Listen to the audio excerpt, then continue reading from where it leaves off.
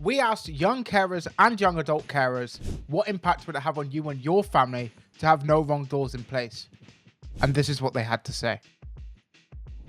No wrong doors in place could have gotten me and a lot of young carers identified a lot earlier. For example, if a school notices something is wrong, they could refer someone to the NHS, for example. If all those different sectors are in constant communication, like NHS with social care, etc., a lot of things could move much quicker. With the no wrong doors approach, everybody's communicating, everybody's making sure the process has a lot less delays than it could have if nobody was talking to each other. If no wrong doors was in place, I think it would have meant that I probably would have been in foster care.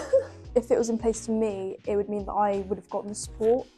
Like earlier on, say I got the support right when I needed it, like when everything was happening. My caring role wasn't as big and it wasn't so overwhelming for an 8-year-old. I would have been identified earlier, which would have meant that the situation wouldn't have got as bad as it did when I needed the support. It also would have meant that the support I received would be better, because instead of one social worker, it could be anyone that they come into contact with that could help. For my older brother, seeing as I'm a young carer for him as well, I think he's not that much older than me, and so I can't imagine how much that'd be affecting his mental health. So I think if I was introduced to no wrong doors when he was a lot younger, I think that could have benefited both of us.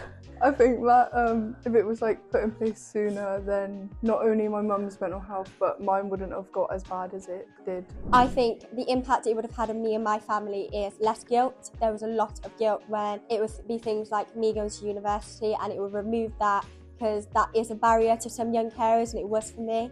So it would remove that guilt and more opportunities would have opened. To have no wrong doors in place would mean that young carers didn't have to keep over explaining their story multiple times to different people. They would feel hopefully more confident that no matter who they chose to open up to, something would change for them, not getting pushed around, re-referred, signposted here, there and everywhere, where they have to explain it again and again. For them to know that there is no wrong door. They can knock anywhere and someone will answer. I definitely feel like an advocate for it, because had no wrong doors been more of a movement when I was younger, perhaps I would have benefited from no wrong doors myself. So I think it definitely makes me want to advocate for no wrong doors and be in rooms with professionals where we can say, actually, this is what you could do to help yourself, rather than it always being someone else's responsibility. We all have a responsibility, and I think that would change a lot of lives.